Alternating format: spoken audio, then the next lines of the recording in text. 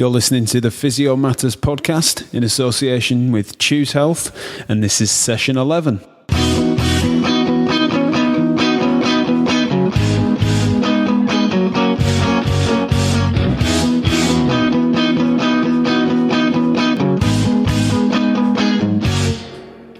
Welcome once again to the Physio Matters podcast with me, Jack Chew. This episode breaks new ground as our favourite tendon geek, Seth O'Neill, becomes the first podcast guest to return for a second recording. I clearly didn't do a good enough job of irritating him, so I assure you I've tried harder this time out. Following the International Tendon Symposium held in Oxford in September, we thought it would be helpful for clinicians to summarise the conference piece by piece, but only with the pertinent clinically relevant points. So in session 11, me and Seth moved from the Achilles up the lower limb to the patella and the lateral glutes before discussing some rarer tendinopathies such as the hamstrings and tib post. We then move up the upper limb for the shoulder and elbow, focusing on similarities and differences identified by research, experience and a large dollop of common sense. So our returning podcast guest, Seth O'Neill, is a PhD candidate researching Achilles tendinopathy amongst other things. He manages this whilst lecturing at Leicester and Coventry universities and running a private practice in Nottingham. How he manages this whilst remaining active on Twitter and contributing to several blogs, we don't know. And many have called for a journalistic expose that might explain how he does it. It has been speculated that performance-enhancing supplements may be contributing to his success, but then again, we know that they're not good for tendons. Session 11 is very much a summary, therefore if you want detailed specifics, sign up for the show notes newsletter for some reading, including some of Seth's academic work. After an hour's listening, you should feel equipped to tackle tendinopathy with evidence-based reasoning and treatment parameters. And if you don't learn anything new, please get in touch via email to be registered for our special Smug Smartass edition to be recorded on the 30th of February next year. Many thanks to those who've already emailed following previous episodes. We've already registered your names. So here's session 11, Treating Tendons. Welcome back, Seth. Am I alright to direct people to session 6 for your introduction, or have you radically changed your day job in the last 6 months? Thankfully, nothing's changed that much in the last 6 months, so go back to session 6 will be great. What's new in the world of tendons then since we last spoke? There's a little bit of change, possibly coming anyway. So we've had the big tendon conference in September in Oxford. A lot of the people are starting to consider centrally sensitised changes and the occurrence of that in tendinopathy. But there seems to be a big split between the upper limb and the lower limb. So it seems to be a case of, yes, we have the evidence for it in the upper limb, but in the lower limb, we don't necessarily have the evidence yet. There is a paper just come out, I think, on the patella tendon showing that there is some central changes, but a recent study on the Achilles showed that there didn't seem to be if we used just pressure pain thresholds. So I think that's going to be one of the big changes. Isometrics is probably the other thing that's obviously we know on Twitter's going on, and everyone seems to be sort of on board with it, but the general sort of physio population aren't necessarily aware of using isometrics for tendon pain. So that's probably the other big thing that's going to change as well at some point, is the awareness of that. Brilliant. And so today we're going to talk mainly about treating tendons. We're going to systematically go through each body part, and we'll obviously then bring up the split between the upper and lower limbs. But before we descend into specifics of each of the common tendinopathies, are there any general principles in terms of treating tendons that we can apply? Yeah, I think there's some really simple principles that we need to look at. The obvious one that everyone talks about is load. How the hell we define load and what load means is one of those questions, I guess. And it's different when we're talking about the lower limb versus the upper limb. The lower limbs, predominantly when we talk about patella and Achilles, are energy storage tendons. So we're talking about elastic sort of energy storage and then release, whereas when we're talking about maybe the glutes and the upper limb, we're talking about positional tendons that hold the limbs in certain positions, and the demands on them are different. So the load profile for the upper limb versus some of the lower limb are quite different. Okay. So how we think of like the Achilles and the patella is things like running, where the tendon gets stretched, it stores some energy, and then you sort of recoil it forwards to propulse it and get a better muscle tendon unit function. So I think that's probably the simplest load component that we need to consider.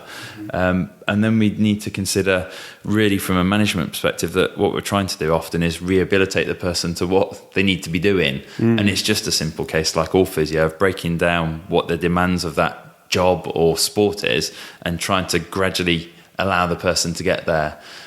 So that's really, I think, the key principles. So it's effectively load management, strengthening, looking at then this progressive rehab all the way up to where they need to be.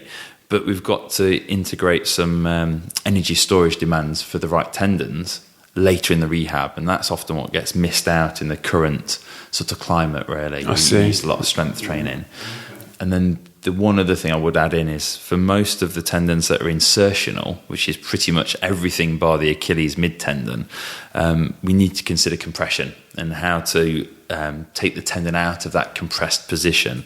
So that's the big thing, I think, that often we miss out. And it's understanding that. So today, as we go through each area, what we'll try and do is sort of think about the compressed position for those tendons and how we might move them out of that position initially to load them and then go from there. And that's a great point in terms of the different tendons have different compressive patterns. But does that mean that we can demonise stretching, shall we say? Has that become a real faux pas in tendons, that we shouldn't be doing that typical static stretch which has been commonplace? Yeah, I've not liked stretching for years and years and years. That primarily stems from the fact that I don't see tendons that are particularly, or muscle tendon units that are that shortened. Although people say dorsiflexion's a risk factor for the Achilles, which is obviously where most of my work is, the same paper that found that, if you actually look at it, showed that increased dorsiflexion was a risk factor, but they didn't report on that. And the actual sort of ratio was only sort of a slight difference, really. So increased or reduced range of motion is a risk factor. Whether we see that, that's the key thing. So if the muscle tendon unit is shorter, stretching could be argued to be beneficial, but why not use a strengthening program that goes into end range, which actually will add sarcomeres? There's a good systematic review by Kieran O'Sullivan in the British Journal of Sports Med that looks at eccentrics and how it can add sarcomeres. So sarcomerogenesis, they call it. And there's a bit of evidence that supports that. So if we're going to do something, I'd work the muscle in its end range, as long as that doesn't compress the insertion, to try and add length to the muscle tendon unit rather than stretching. So the risks certainly outweigh the benefits when it comes to that. But for me, in my opinion on it, yeah, some people I think will occasionally use stretching, but of the world experts that are out there, I don't think any of them would promote stretching as a really integral part of rehab management for these. The other aspect is, and it depends on who you talk to, tendons, when they've got tendinopathy, some people think they're stiffer, some people think they're more pliable or more flexible, so there's less stiffness. I think that they tend to be more pliable, so that there's less stiffness there. So if you're stretching a muscle tendon unit, you're only making it looser, flexible, and that would seem totally sort of against what we're after, which is to make the tendon stiff again. So understanding tissue pliability or flexibility is probably important with it.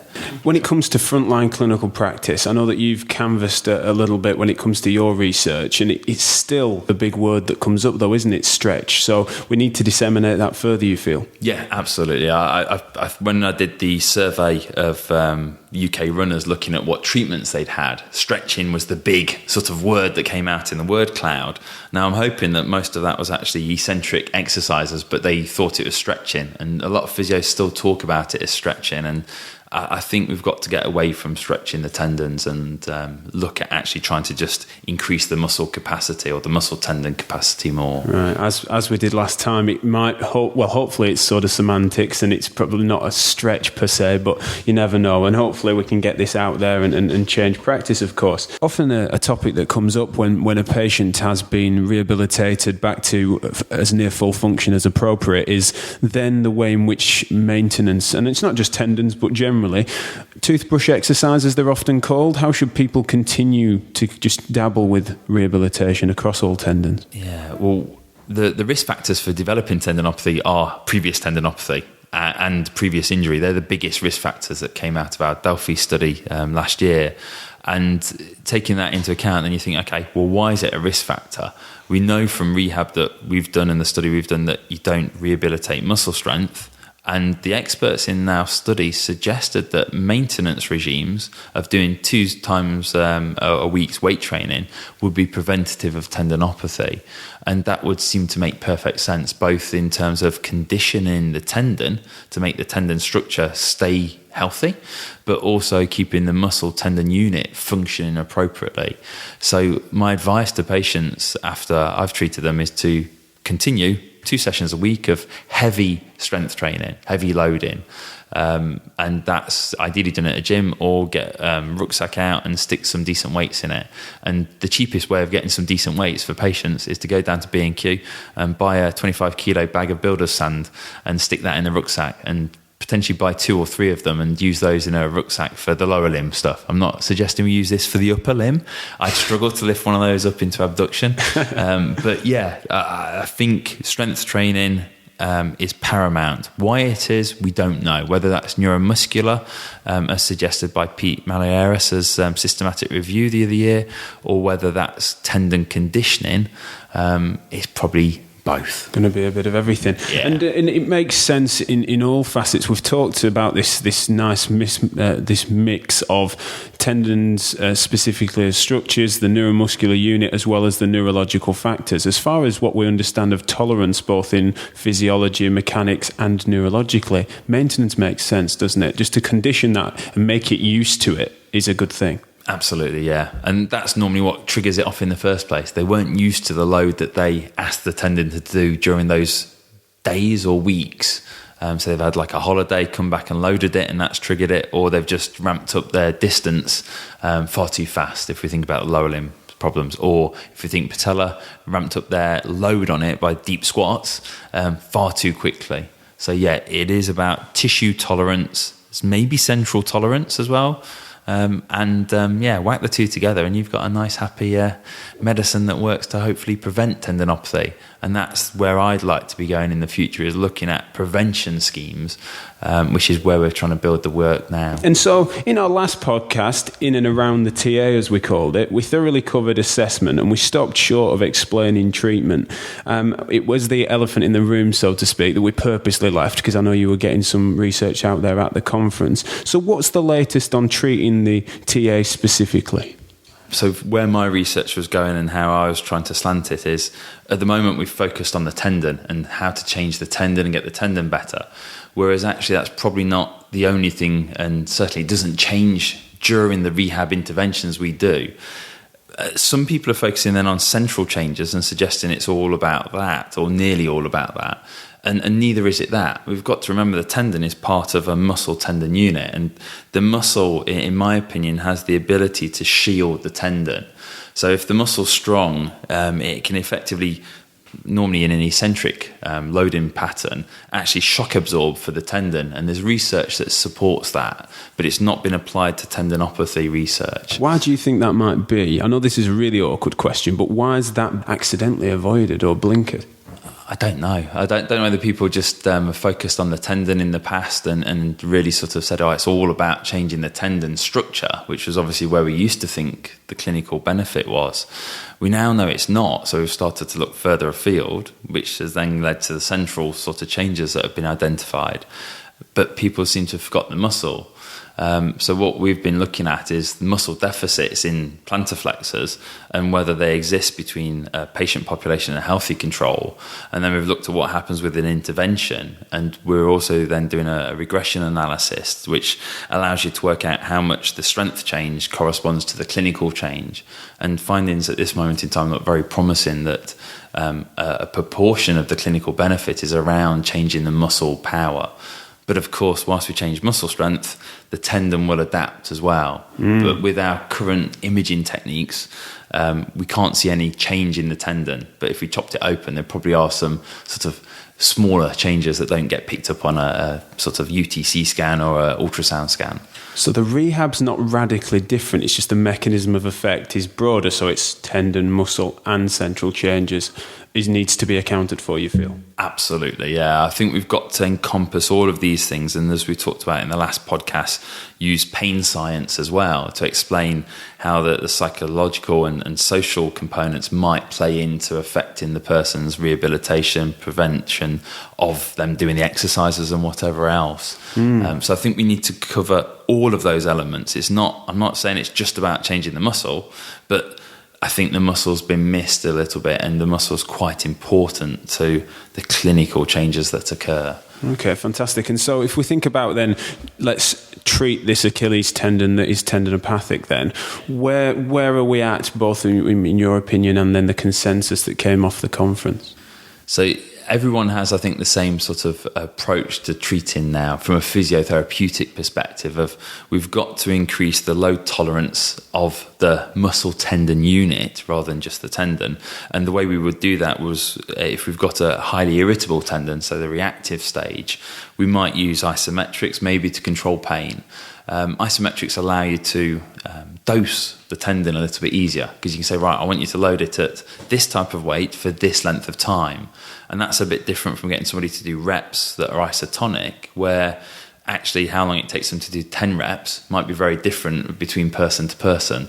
So I think in the early stages, the isometrics are useful because it allows the dosage to be controlled a little bit easier. How are we identifying that dosage? I know it's awkward, and I don't want a recipe from you, but if isometrics could be resisted against the towel at 30%, or it could be single leg stand mid heel raise. So where would you advise our listeners to identify an appropriate dosage? As with anything, it's always what the patient can tolerate. So a lot of it's about how the tendon reacts to that load. So it's about looking at the patient when they come in, going through your ags and eases and seeing how long they can tolerate certain activities like walking, having some knowledge about how much load that puts through the tendon. So walking is probably 2 to 2.5 times your body weight through the Achilles tendon region and the plantar flexors. So we use that information, work out how far they can walk, try and come up with is this person really irritable? In which case we might use less of a dose. But we always measure that dose with, as I call it to the patients, the aftermath. It's you've done your exercise, how does it then feel afterwards? I don't worry about pain during loading, it's pain after the loading. Particularly the morning after is useful, but equally we can use the few hours after that evening as well. So in clinical practice, we need to be explaining the principles, giving them options, and then telling them to go away and play with it as a trial and error between sessions. Is that about right? That's exactly right, yeah. It's exactly how I do it, but that's not just how I would treat a tendon. That's how I treat all disorders, whether it's back pain or whatever. Yeah. Pain during the movements isn't a sign of doing something bad. Pain that persists for a long period afterwards shows that you've irritated whatever we think the structure might be or the sort of the pain mechanism may be. And we don't want to overly irritate people because that then leads to them doing less the next day, which then actually leads to them getting structurally weaker, both from a muscle and a tendon perspective. Okay. And they become more fearful of doing their exercises because it hurt them so much. And so from what I can tell with the isometric science is fantastic, but it doesn't stand alone. So then if we were to say there's an athlete or a patient that would have an isometric part of their rehab as well as a concentric and eccentric, how do we mix those together? The isometrics is only really useful in the early stage for pain, just to get some control so we can start the loading program. It's not the be all and end all. So the Monash guys that are doing it, so Ebony and Jill and everyone, they're not suggesting we just do isometrics and it rehabs people. They're suggesting we use it to get some control of symptoms and then we progressively load back up to whatever they need to be able to tolerate. The addition to that is isometrics that are very heavy loading. So talking about sort of 1.5 to 2.5 times body weight may adapt the structure in the muscle and the tendon quite a lot more than the sort of 70% loading that they're suggesting for pain relief. So we might use the really heavy load stuff for the more athletic group as well. But other than that, we want to be looking at using isotonics. So if we stick with the Achilles for now, then it's just doing a heel raise and a slow lower with some weighting. A backpack or something similar, so the person's working at that heavy sort of dosage. They need to use heavy weights, and I can safely say that because our research that we've sort of recently done, and I'm sure you'll have the links to the abstracts on BJSM. The research we did showed that the eccentric strength for a healthy runner should be 2 times their body weight, whilst the injured population were 136% of their body weight. So there's quite a big deficit when they've got tendinopathy. Right. And when we used normal eccentrics with running as well, they didn't change that much. They got to 160% of their body weight as a percentage of strength, compared to the 200% it should be eccentrically. Okay. And that was asking them to use a backpack and trying to build up to half their body weight, but very few people ever got anywhere near doing anything like that. I think 15, 20 kilos was about the most people got up to.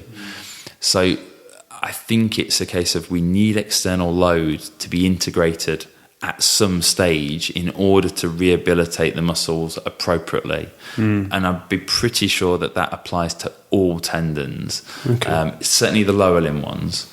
And we just don't rehab people properly. Now, do you feel like we don't, maybe, because most would introduce weight, I feel, but maybe not early enough, do you think? Or do they stop short of getting it high enough? I think often, clinically, from my observations, people, if they're using an eccentric regime, often don't get patients to use body weight. And if we're talking about a sedentary group, they're going to be less inclined to start to use external weights on top of their body weight. Okay. So I think they just miss it and don't ever get there. Okay.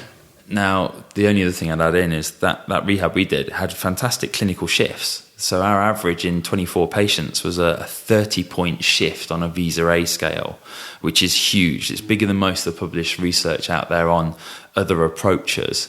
I think, obviously, it's a relatively small sample, 24 patients, but I think the added benefit of showing them where their strength was encouraged a better adherence to training to actually understand the protocol of what they're aiming to do. So at the moment, what we're doing is looking at taking people using a concentric-eccentric regime now of heavy loading through the same type of 12-week period to see how it corrects those deficits, to see if we can get a better change with it. And was there anything then that came off the back of treating the Achilles that highlighted that certain injections are indicated, certain other adjunctive methods need to be explored alongside identifying the loading profile? Yeah, I think there's a bit of a split in the research groups and where they're based in. So the Aussies are mostly, from my understanding, shying away from certainly doing any injection therapies. And I think Pete Melieros uses high volume injections and shockwave therapy. But the rest of the guys over there, whether we're talking the hip or the knee or the Achilles, don't really use any other adjuncts from that component. Dylan Morrissey in London's doing quite a bit of research using shockwave therapy and high volume injections in the clinic they work in. And I know he's come up with a pathway where you start loading. If they're struggling with loading, you look at shockwave therapy to try and denervate the tendon, to get rid of the sort of nerves there, to get rid of pain for a bit. Then you try and get them loading again. If that fails, you do another shockwave treatment at about 6 weeks. And if they still just struggle to do the loading regime, then they might go on to a high volume and then look at doing that. So they're really trying to use the shockwave and the high volume to remove the pain for a period of time. Qualify the loading. Yeah, to allow them to load it. The loading seems to be always the critical thing, no matter who you talk to. It's doing those exercises that are important. I think we really need to understand why those exercises work. That would allow us to then design better rehab. Of course. In practice, do you feel, because I don't feel like I encounter that group that isometrics can't down-regulate things effectively if they are compliant. So do you clinically encounter those patients that you think, I wish I had a shockwave machine today? No, is the easy answer. I don't know whether I just don't see the really, really highly reactive patients, or whether it's just the other components of the treatment that I'll use with people. So I've said it, I think, in the last podcast, I'm a big fan of Peter O'Sullivan and his style of work. So this cognitive functional therapy, we change the patient's beliefs and sort of thoughts about what's going on whilst using function to do that, rather than doing purely cognitive behavioural therapy. And I will integrate that with all my patients, whoever regardless, they are, whether we're talking ankle OA, Achilles tendons, or whether we're talking back pain. And I think by helping them understand what the pain means and that it doesn't necessarily correlate to damage and everything else, we get a better sort of understanding of the patient's less fearful, they're happier to load, and their psychological bits aren't upregulating their pain perception.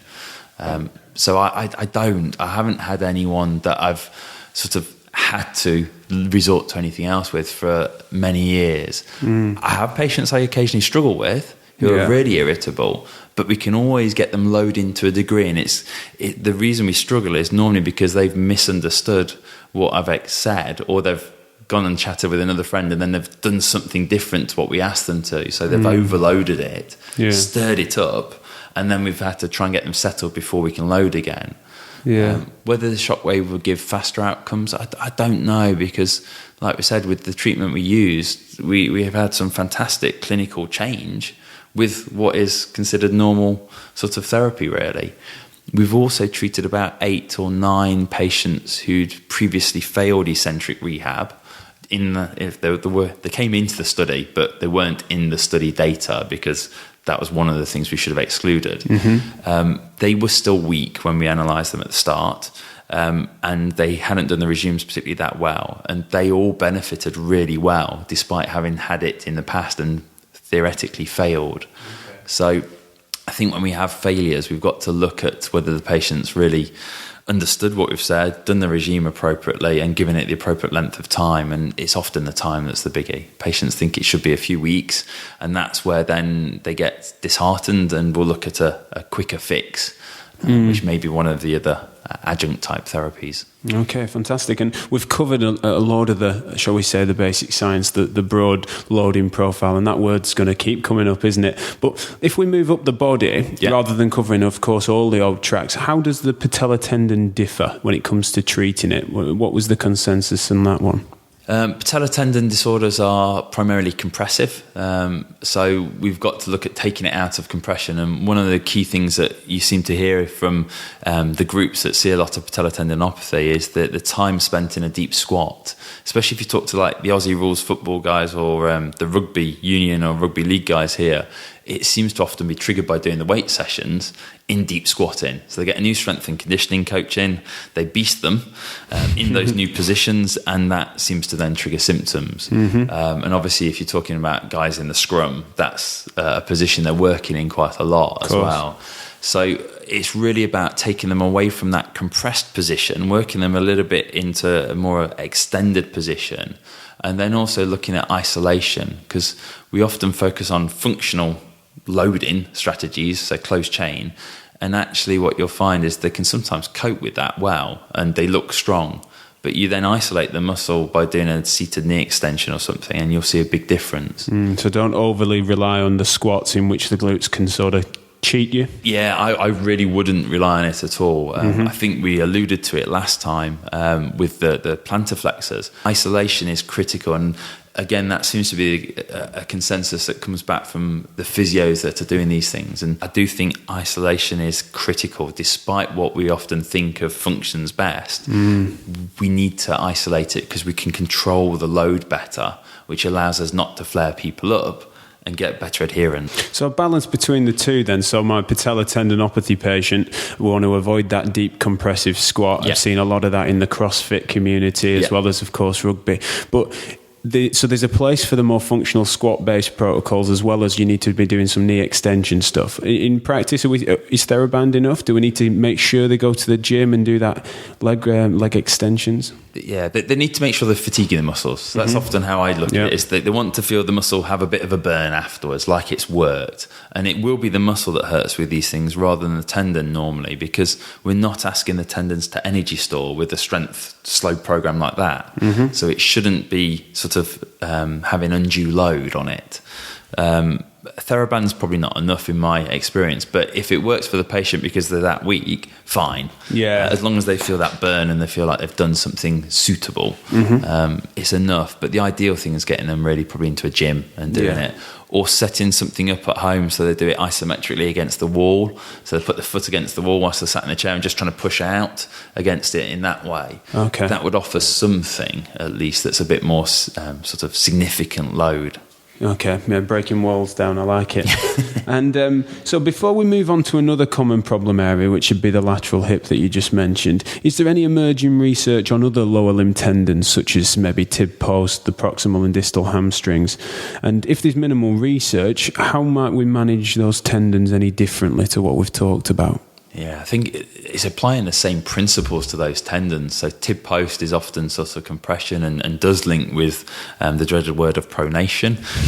So however we want to term that, and what we're really saying is happening at the subtalar joint, I don't mind. But effectively you're getting compression around the medial malleolus. So trying to take them out of that position can be useful, which may be looking at orthotics and referring to a good podiatrist, or it may simply be looking at activities to correct that position. But there's no new research that I'm aware of on these other tendons at the moment. They seem to be areas that aren't well applied at the moment by anybody. Obviously, it's the recent plantar fascia study done by Michael Rathliff, and that's I think groundbreaking and really good. So I would get people to have a good peek at that. Hopefully there'll be more work into plantar fascia problems, because it obviously, as a Joe Bloggs run-of-the-mill physio seeing normal patients, that's what we see a lot of. So I think that would be very interesting. And then hamstring tendinopathy, there's a paper a few years ago, or might only have been last year, on a new outcome measure. So it's the VISA-H, so the Victorian Institute of Sports hamstring. Very clever.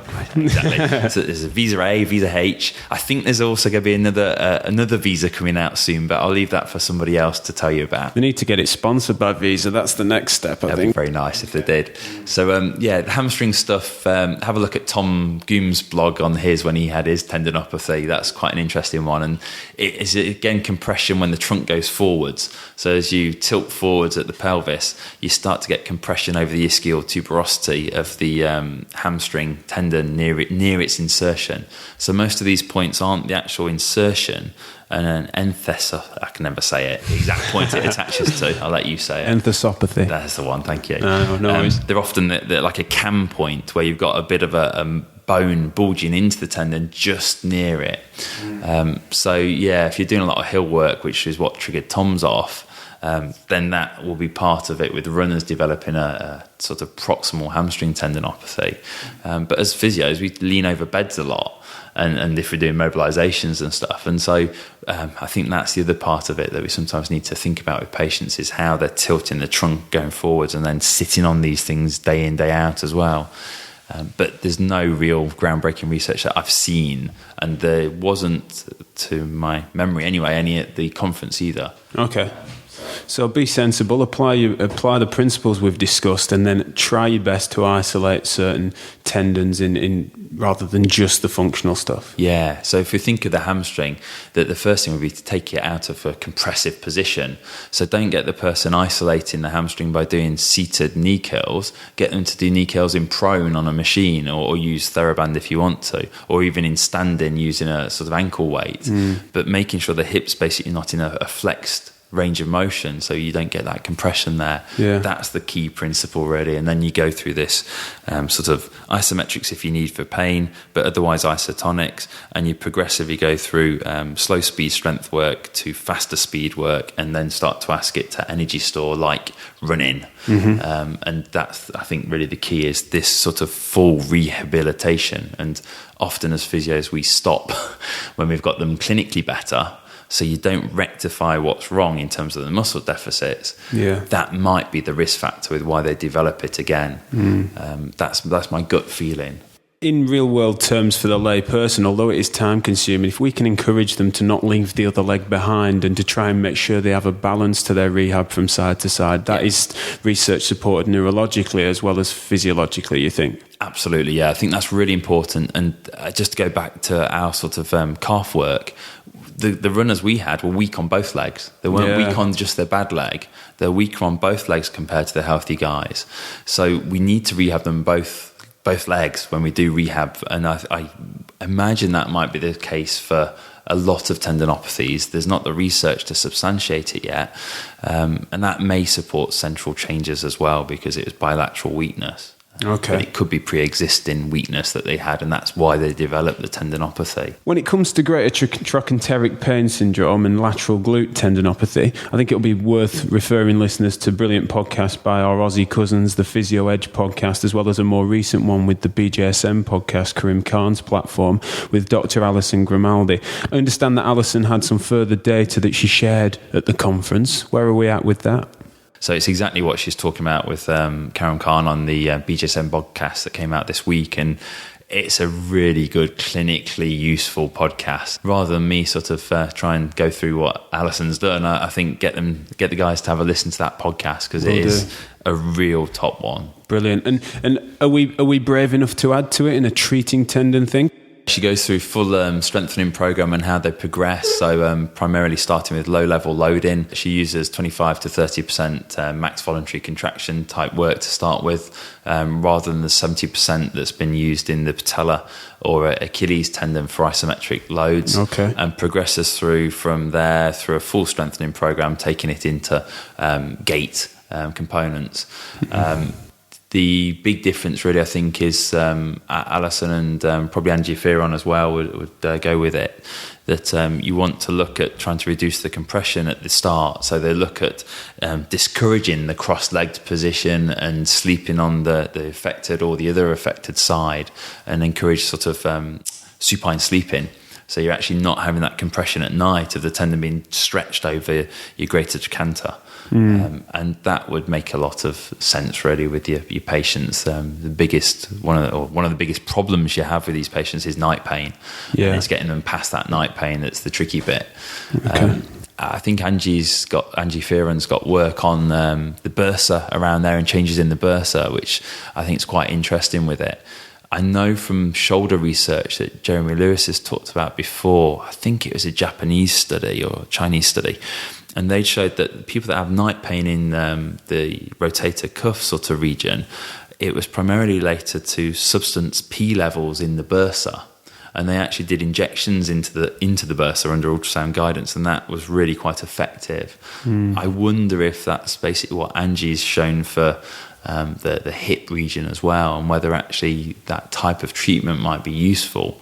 But we have issues if we're going to inject a bursa that may allow the corticosteroid to move out into the tendon zone and further degenerate already potentially degenerative tendon. Would it be fair for me to say that we can't ignore because it comes to treatment again, as we're talking about, but treating these tendons, we need to embrace the fact that the demographic and contextual nature of the people that have, or the patients that have more lateral glute tendinopathy, vastly different to those with a typical Achilles tendinopathy in a lot of ways. So treating them, we've got to recognise those differences as well. Yeah, need to take into account the systemic risk factors. So we're often talking about postmenopausal women, so there's changes in hormones that are linked to tendinopathy. They're unfortunately, not to stereotype, but have often put on a little bit of weight and are then often trying to get fit, so they're starting to exercise more. Obviously, we've got some differences, women being the greatest sort of risk group, differences in pelvic morphology that link to that in terms of the position that a lady's pelvis is in and where the hip sockets are, and the greater trochanter increase the degree of compression compared to a male pelvis. So there's some of those aspects that we can't change as well.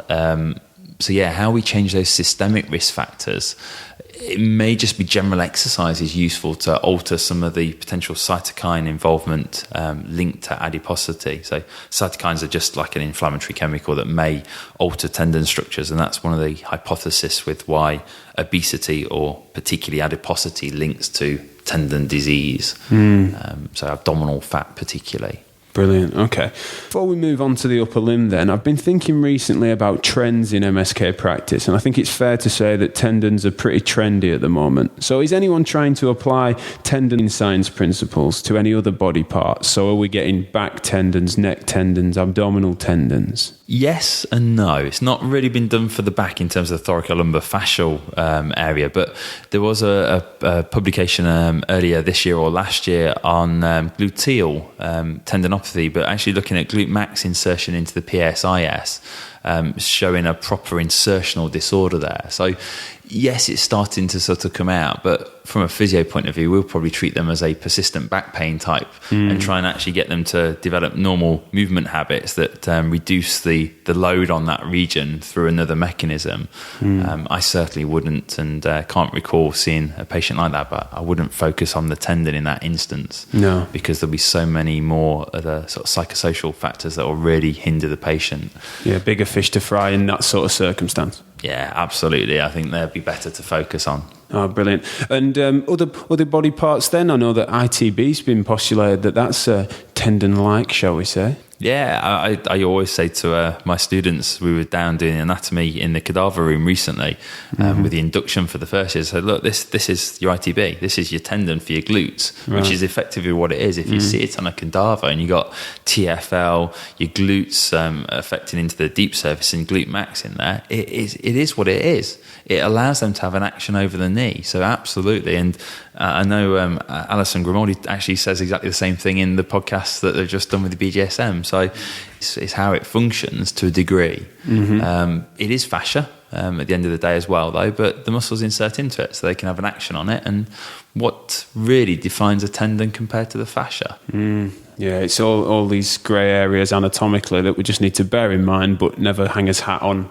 Let's load one specific thing. Yeah, so if we looked at ITB disorders, you treat it like you would a tendinopathy in terms of it's a compressive component around the lateral epicondyle region, and they think it's a fat pad that's just there getting squashed. And you actually want to reduce compression, so it's about hip angulation or knee angulation in relation to the pelvis during weight bearing. So for runners, it's whether the knees are coming across or towards midline, then they shouldn't be, or should be, sorry. So yeah, I'd definitely apply tendon management principles to the ITB. I wouldn't apply it to the neck or back particularly though. No. But like I said, I do use the loading type strategies and this sort of stepping stone approach of, well, you're here, you want to be there. And how I sort of always say it to the patients is, let's use a marathon as the example. So we go back to metaphors for a bit. If you want to run a marathon, you've got to not just train at 2 miles forever. You've got to start to do 5, 6, 7, 8 miles, build up to doing 18 before you reach race day. And they can relate to that. And we can say, well, this is where you're at. You're at baseline, 6 miles. You want your 26 and a bit miles. Well, we need to do the stepping stones to reach that. And they seem to get that sort of gist then and do the right things and progress rather than plateauing and staying at the same training level. No, brilliant. We do love metaphors, of course. I know. And wouldn't be a podcast without one. Of course. And we've briefly discussed it both in the last podcast and it's been mentioned already today, is that the upper limb tendons behave differently in many ways to those in the lower limb. And what's the latest with, say, the shoulder specifically, and how does treatment differ from the principles we've already discussed? Okay. So from the shoulder, the latest studies are primarily probably looking at central changes. That's where most of the reviews have been done and most of the primary research has been done looking at central issues. You've got Chris Littlewood's recent self-study, which was basically patients utilising a self-loading program where they used an exercise that hurt them often, so like abduction or something, and just graded that, so it's nearly like a graded exposure. And I think Chris thinks it's changing the central component, and that's how you get the benefit. I think we've got to also remember that we're going to be strengthening up probably the muscles that's most weak or the muscle tendon unit as well if we pick the uncomfortable movement, and that's the other mechanism that may be involved as well. But yeah, it's a really successful study and it had very good clinical changes for those patients, so it's one to have a look at for the listeners. Okay. But again, it's insertional tendinopathies when we talk about the shoulder, so we need to take them out of the compressive position. So we might actually lift them up into a slight abduction away from sort of neutral really when we start to load. But equally, if we're going to say there is some subacromial component going on as well, we might not want to take them fully up there as well into 90 degrees. Okay, and so again, isometrically, we want to load the reactive ones. That how do you do that clinically? Yeah, I mean, isometrically to load them, it's something we've used for quite a long time. So I used to work in A&E a number of years back now, and we used to see these acute patients come in who look like a rotator cuff rupture. So they go away using their hand as resistance and just loading with the arm slightly out to the side, often propped up with a pillow or using an arm on a chair, just to have their arm in, let's say, 20 degrees of abduction. So you're taking them out of compression, I know now, but I didn't know about at that time, because this is back in sort of 2005, 2006. And we'd get them back in 3 days after they've done these isometric loads, primarily looking at abduction and lateral rotation as the two movements we'd focus on, because they were always the most symptomatic. And they'd come back and they'd have near full movement, if not full active movement, and their pain levels would be drastically dropped. So that was my first experience of reactive tendinopathy, but I never knew it was called reactive tendinopathy back then. And obviously we've used isometrics for years for the shoulders. We haven't for other tendons, and now we're starting to integrate it in. The upper limb ones are probably lower load. And how we'd progress them is we'd do the isometrics. Like I said, probably abduction and lateral rotation as the two focuses initially, but we could look at all movements, and we'd start to do it into different positions. So we'd come sort of forward into a flexion, like a horizontal flexion type position, and then we start to maybe go a bit further back, but I'd never go past normally a scapular plane position, so 30 degrees really, because we tend not to be working in any loaded positions out there for the majority of the patients I'm talking about, these sedentary guys. If it's a sports person, different kettle of fish. So link it with their sports and focus it to them individually. So we'd use the variation of position. We'd start to use heavier loads, push harder, push faster. So they'd do a nice steady build the pressure up to start with, and then they'd push a bit faster and quicker. And I'd always get the patients to focus on the thing that will change is they can push harder. The pain won't change, so they'll still have pain on loading, but they can push harder before the pain comes on, and make sure they understand that's the first change. Recognising that progress. Yeah, when they recognise that progress and it becomes easier, then we'd move to doing isotonic work. And again, it's about variation, and we start to do sort of, I'm a fan of TheraBand, I don't mind it, it's fine for the upper limb, I think. Although some people would argue we shouldn't use resistance in the upper limb because it's normally working without any resistance on it. I just think we can bring about changes in the muscles and tendons faster by using resistance. And that's certainly clinically that makes sense, doesn't it, from what we've experienced. And then as you introduce more movements, do you try and make them quite broad, combined movements? How do you integrate that? If you want to go down the PNF route, you can use sort of patterns like that. And I think they have a place, but I'd often isolate those type of patterns where we put them up in a position of abduction, and we do some lateral rotation type movements with some wrist movement at the same time. But I'd always tie it back to what they need to do from a functional perspective, where we're aiming to be at. And like I said, using the marathon again, it's saying, well, they need to do that function, let's say front crawling, swimming. So let's break the action down and make sure they can do each component of it to get back there. The other thing I think then to look at is how we progress this. So we do isometrics, isotonics, strength training. We do some endurance work as well, and that endurance work might be static because often patients are having to work with a limb above their head, painting a ceiling, plastering or something. So we'd want to use some static loads, and we also want to use some compressive loads through the humerus. So that could be a wall press, it could be 4-point kneeling, it could be crawling around if you've got some patients that would do that, but I don't know many that probably would. Or it could be pushing through the arm of the chairs to get from sit to stand.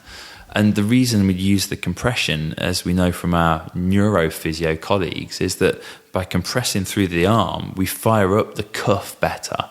And part of what we're doing in some of these tendinopathies, especially if it involves definitely big holes in the collagen, so potential tears, is we're getting the rest of the cuff to compensate, or even some of the big prime mover muscles to compensate for what's been lost by the sort of the cuff tear in inverted brackets.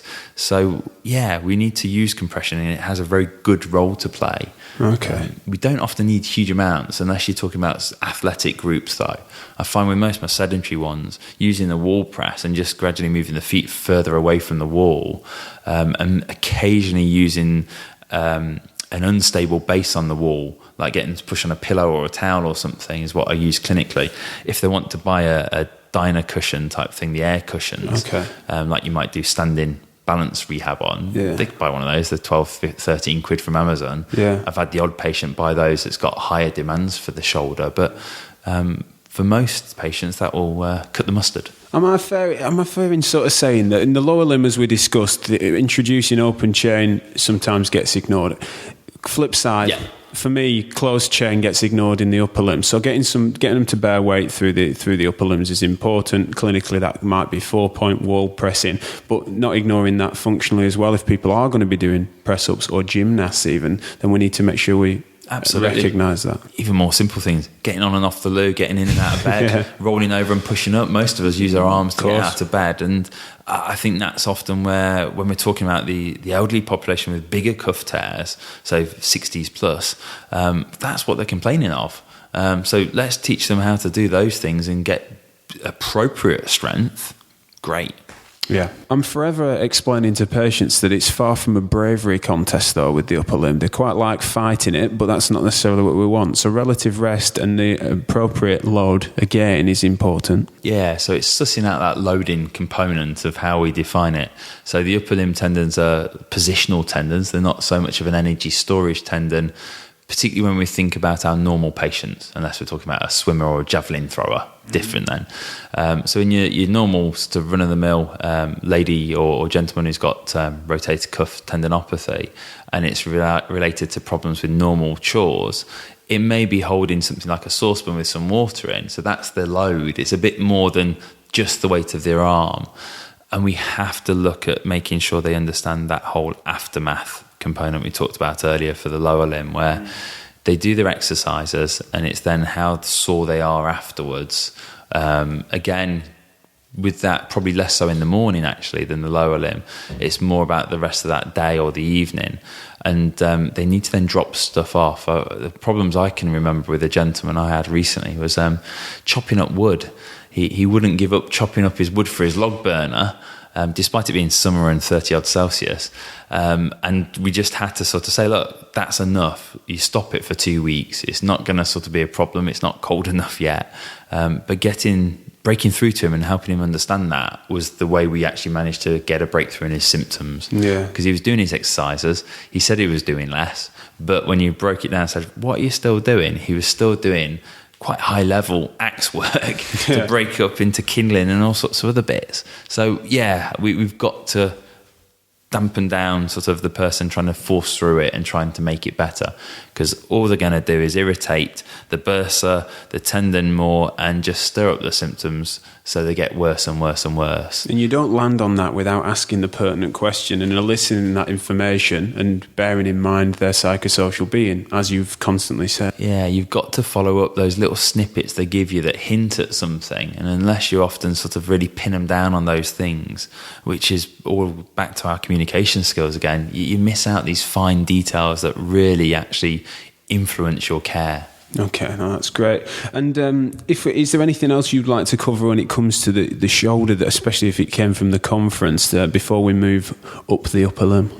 No, I think the consensus from the conference was about centrally mediated pain in the shoulder. So by that, we're talking about widespread pressure pain threshold changes, and they use quantitative sensory testing, which is a category of testing different sensory components, including microfilament testing. They like to use the little hairs, von Frey hairs, I think they are, to look at how the sensation's altered, and they can show that with shoulders you get this widespread change. So we have to think of that from a patient representation, that these patients then might do an activity and have a latent response that's out of keeping with the amount of exercise they did because of the centrally mediated component. So the flare-up can be later and much more severe than it should be from a purely loading-based perspective. And so that influences both our assessment and our treatment. But typically, from knowing more of this and noticing it clinically, how's that directly influenced the way in which we treat that shoulder? It's confining the load in more, so we can really pin the patient down to what they should be doing, and what they actually are doing, and trying to get them, as you said just now, about sort of relative rest to a degree. They do need to take the strain off, and it's far easier to quantify that when we talk about the lower limb, where it's obvious, it's walking and running and things. Whereas for the upper limb, the patients don't realise what they do with their arm in the day. And that's the big challenge, is sometimes just helping them realise when they're moving it. I've known of physios in the past where they might just stick a bit of strapping on their shoulder. So when the patient moves it, they get a bit of proprioceptive feedback of, I'm moving my arm, and they start to realise what they're doing. Okay. And that can be quite profound, I think. And we could say then, more important to really hit home that message of relative rest, you probably get away with more in the lower limb. Yeah, to a degree, I think so, because the load parameters are greater. Okay. So like I said, running will be plantar flexor load 2.5, 3 times body weight. Some people think it's up to 6 times body weight with running. Well, if they're just walking, it's 2 times, so they're miles away from it. So we can control it better. Whereas the upper limb, that's hard because it probably needs far less to trigger symptoms. Okay, no, that's great. And so if we were then to move to complete our set of common tendinopathies, what does the evidence suggest that we do differently with the condition formerly known as lateral epicondylitis? I'm sick of hearing it being called different things. Epicondylopathy, this drives me crazy. But yeah, was it covered in the conference? Is there anything groundbreaking coming more recently? At the conference, the elbow was probably not covered that much, actually. There certainly wasn't any of the plenary speakers talking about the elbow, although Joe Gibson was talking about the upper limb.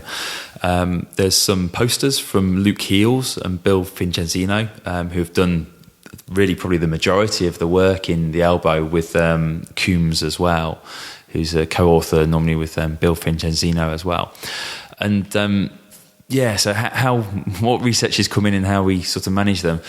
I don't know what research is coming at the moment in terms of what those groups are doing.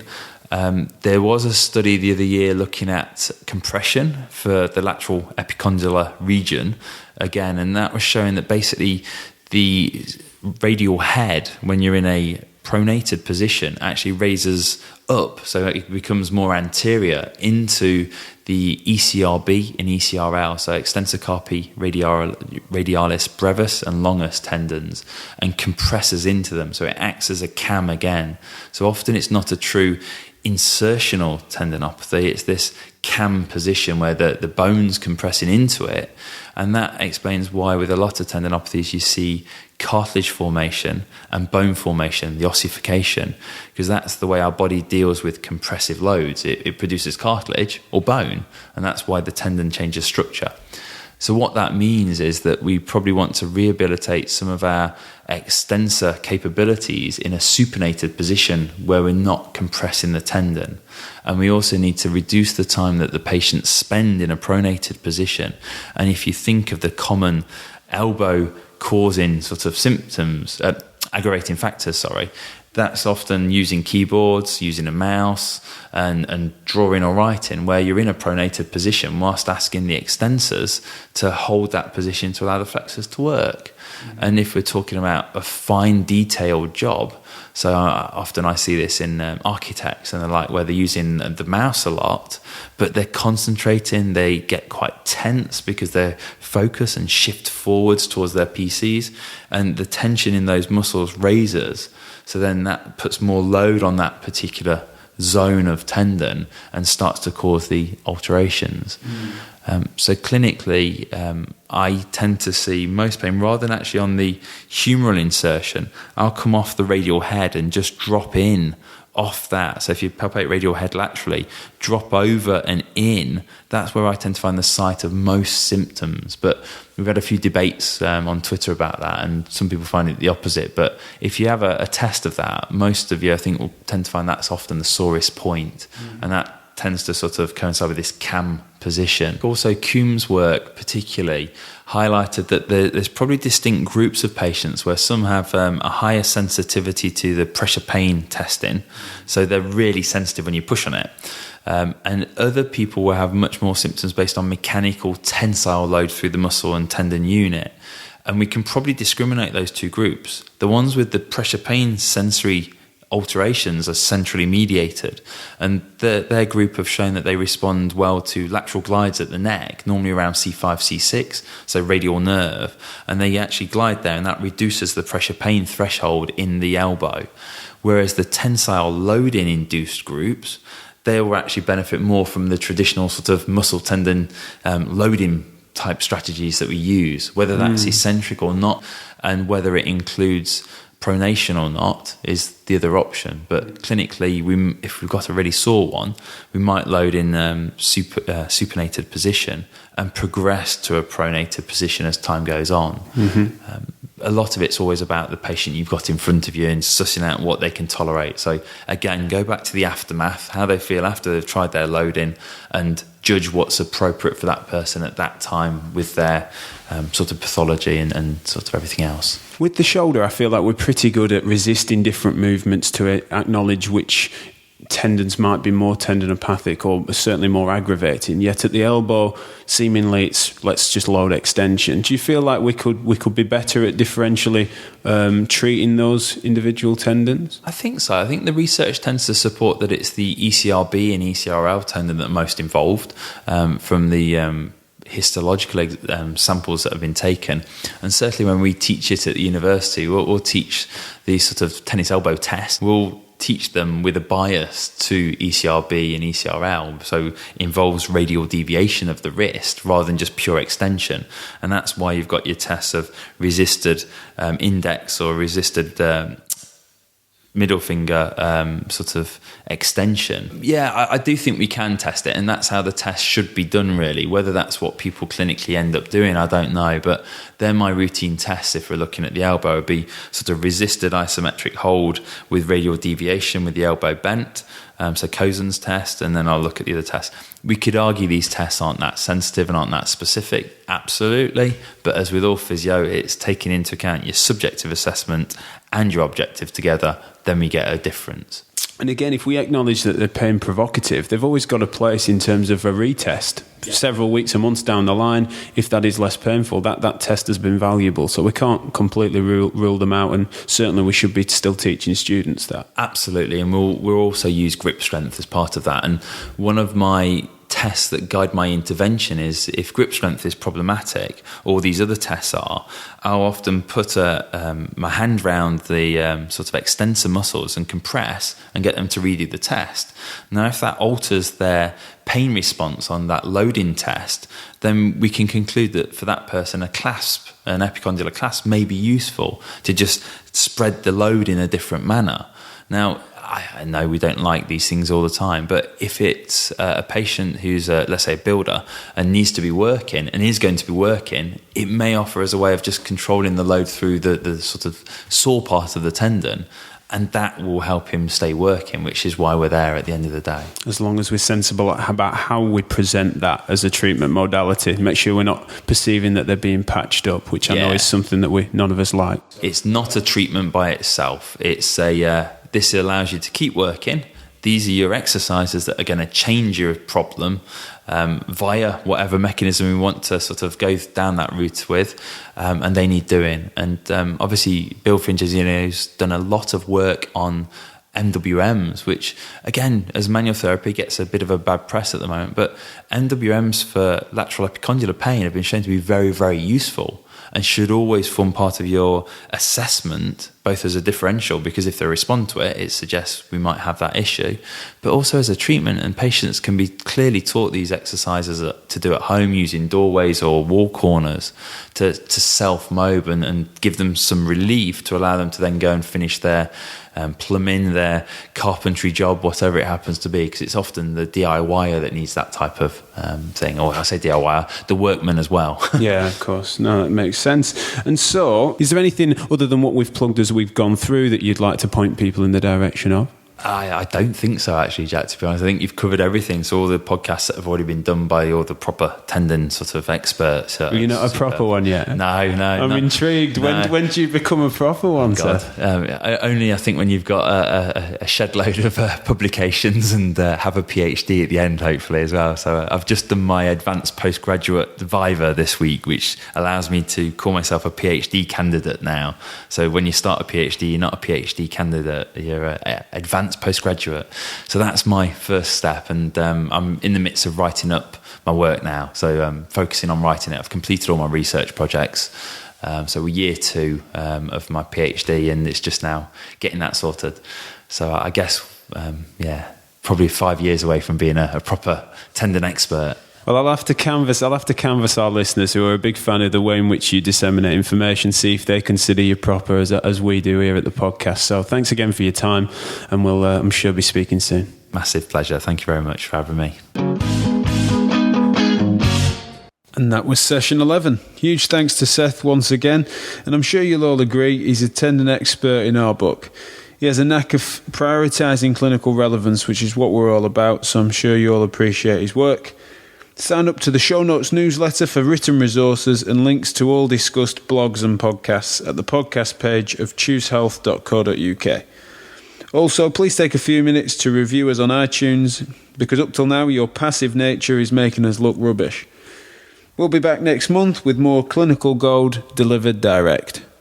Find me on Twitter at choose_health. Find Seth at Seth O'Neill, and the podcast team tweet from at TPM Podcast. Also, next month, 10th of November, we will be running a physio talk hosted by myself and Helen Preston from Preston's Health, which will be trying to develop a consensus for low back pain.